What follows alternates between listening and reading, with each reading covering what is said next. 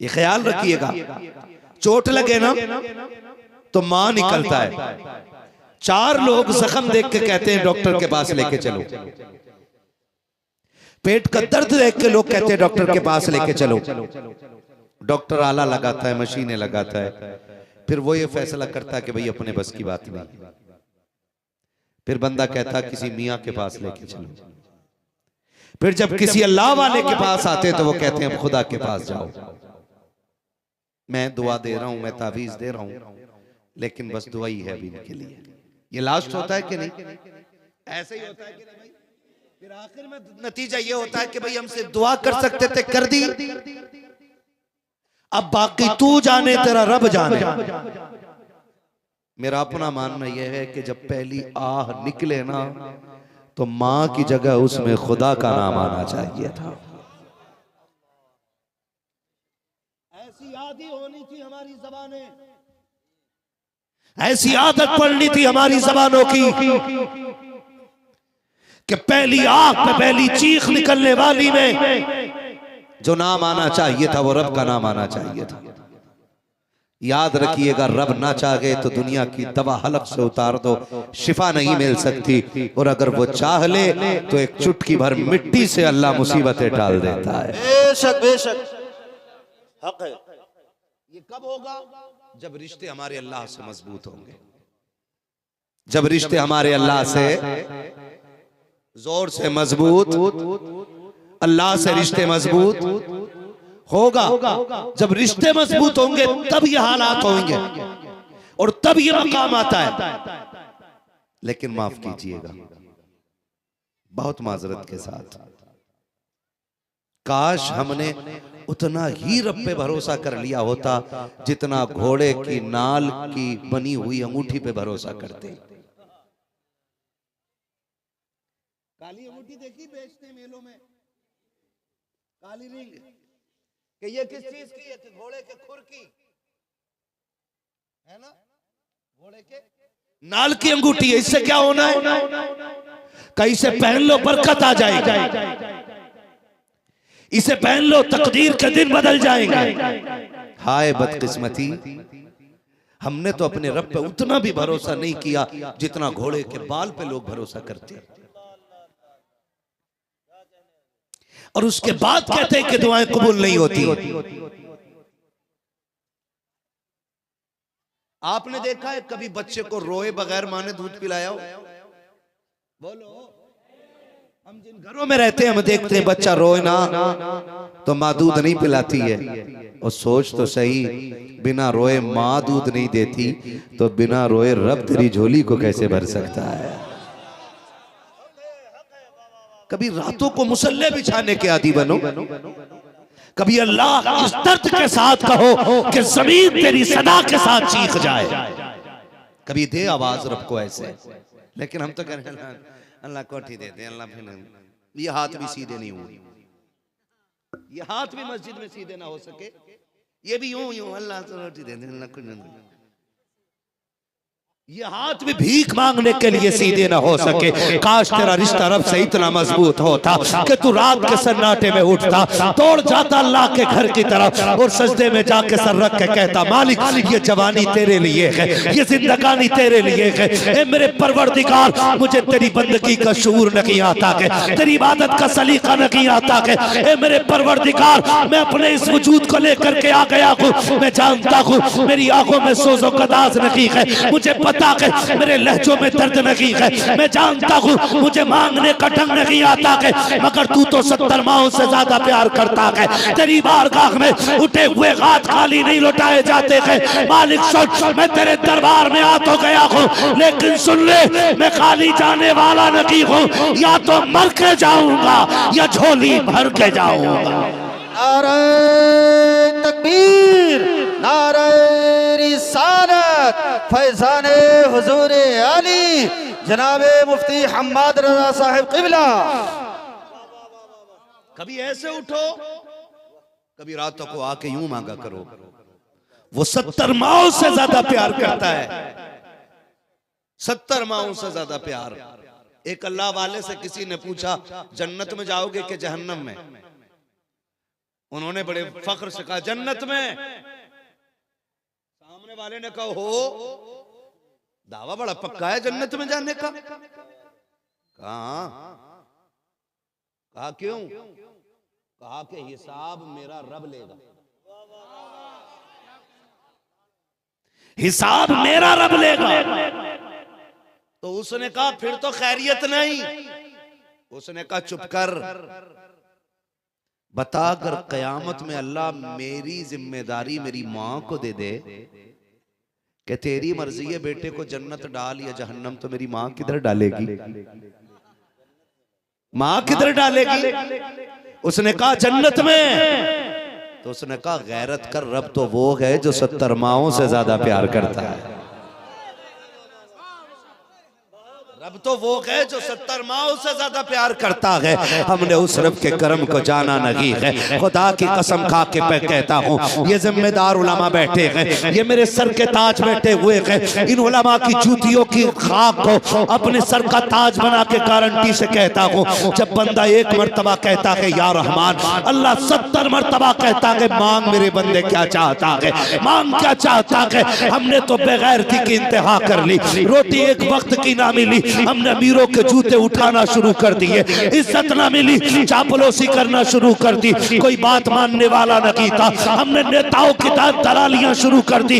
अल्लाह तो ऐसा खालिक कुल है, ऐसा मालिक कुल है, जो हर रात कहता है मांग मेरे बंदे मांग। एक बार आवाज देने पे 70 मर्तबा कहता है मांग मैं तेरा रब हूँ। अगर इज्जत मांगेगा मैं दूंगा, दौलत मांगेगा मैं दूंगा, शोहरत मांगेगा मैं दूंगा। अगर बेटियों के रिश्ते नहीं हो रहे हैं आजा 2 बजे आके मुसल्ला बिछा दे, रिश्तों का इंतजाम मैं करूंगा। अगर बेटा नहीं मिल रहा है आके मुसल्ला बिछा दे, बेटा मैं दूंगा। अगर रिस्क में तंगी है मुसल्ला बिछा दे, रोजी मैं दूंगा। वो तो ये कहता है सुन, तुझे आने में देर लगेगी, मुझे देने में कोई देर नहीं लगती है। नारे तकबीर, नारे रिसालत, तालीमात आला हजरत, मसलके आला हजरत जनाबे मुफ्ती हम्माद रजा साहब क़िबला, नूरी कॉन्फ्रेंस, सरजमीने उत्तर ढेपा। नाराज तो नहीं है ना? चलूं थोड़ा सा आगे। खुदा आपको सलामत रखे, रिश्ते रब से मजबूत करो। और ये जो फासले हुए हैं ना, ये जो फासले हुए हैं, इन फासलों की वजह वहाबी नहीं है, इन फासलों की वजह संगी लोग नहीं है, इस फासले की वजह आरएसएस नहीं है, इस फासले की वजह बजरंग दल नहीं है, इस फासले की वजह हम ही हैं। बहुत गौर से सुनिएगा, शायद मैं आपको वो ना बताऊं जो उम्मीद आप लेके बैठे हो। मैं जन्नत बांटने वाला बंदा नहीं, मैं तो खुद जन्नत का मोहताज हूं। बस ये दुआ है अल्लाह कयामत में हुजूर के नालैन का सदका अता फरमा देना। तवज्जो है ना सारे लोगों? फासलों की वजह हमें कैसे कैसे फरमाया गया, जब बंदा लुक़्मे हराम के खाता है ना, तो फिर उसकी आंखों पे गफलत के पर्दे पड़ने लग जाते हैं। कैसे पर्दे? गफलत के पर्दे पड़ जाते हैं। और ये हराम तक पहुंचा क्यों? ईमान की कमजोरी की बुनियाद। ये कुरान ने ऐलान किया है। तुम ये ना समझना कि तुम कलमा पढ़ोगे और आजमाए ना जाओगे। यूं समझिएगा कि पूरी जिंदगी में हर मुसलमान यूसुफ है, उसे कुएं में भी जाना है। पूरी जिंदगी में एक बार जरूर उसकी जिंदगी में एक ऐसा कुआं आएगा जिसमें वो घिरेगा और सिर्फ खुदा के सिवा उसे उस वक्त कोई याद नहीं आएगा। ये हर इंसान की जिंदगी में होना है। हम कहते हैं जी हम मुसलमान हैं, हम ही क्यों आजमाए जा रहे हैं? तुम ही आजमाए जाओगे क्योंकि तुम मुसलमान हो। ये ख्याल रखिए, तुम आजमाए इसलिए जाओगे क्योंकि तुम मुसलमान हो। और जब भी तुम कुएं में गिरो तो फिर अपने आप को यूसुफ तसव्वुर करना, फिर मदद खुदा भेज के दिखा देगा।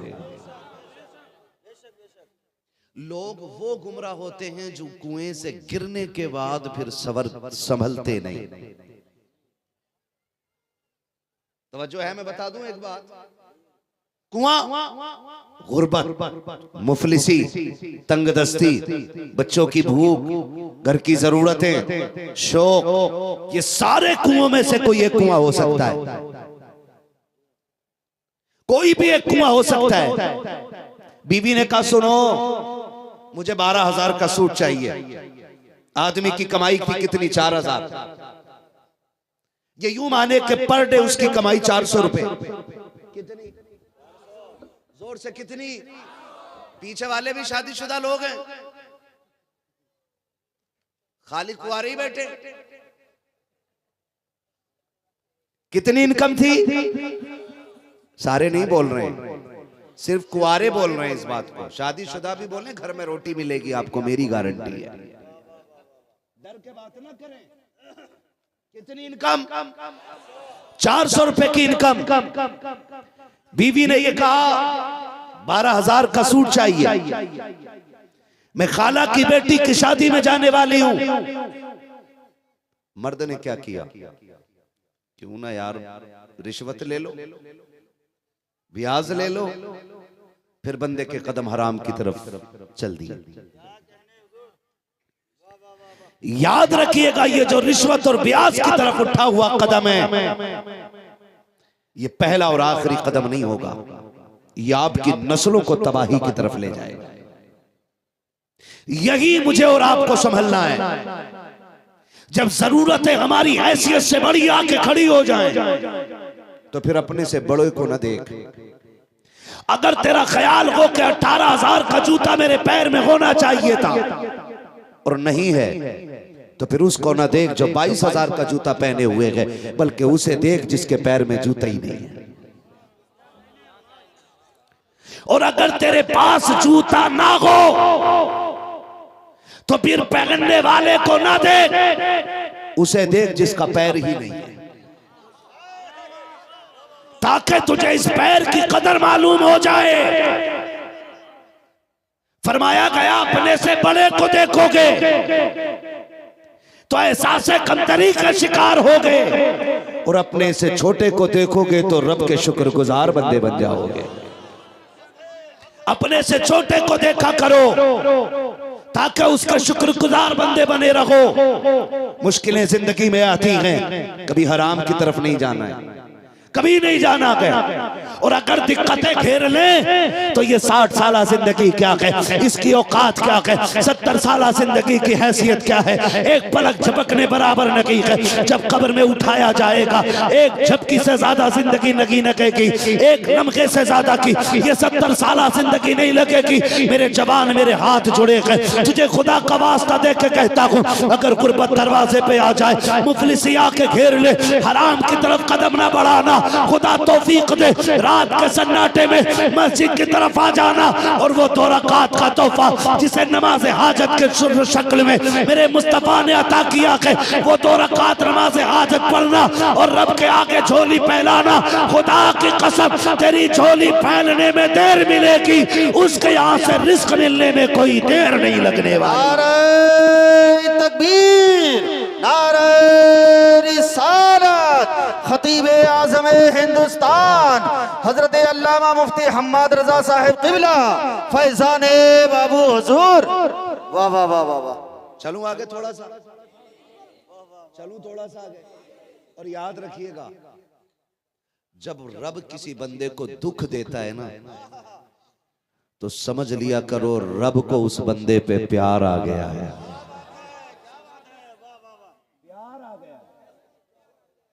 इसलिए रब बंदे को दुख देता है ताकि बंदा रब के करीब हो जाए, करीब हो जाए, करीब हो जाए।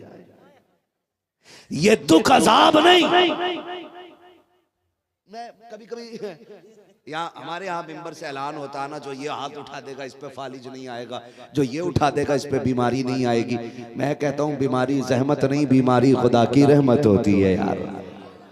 आए ना बीमारी आए ना, ताकि बंदा लेटा लेटा कहे अल्लाह अल्लाह अल्लाह अल्लाह। रब फरमाता फरिश्तों मेरे बंदे का हाल क्या है?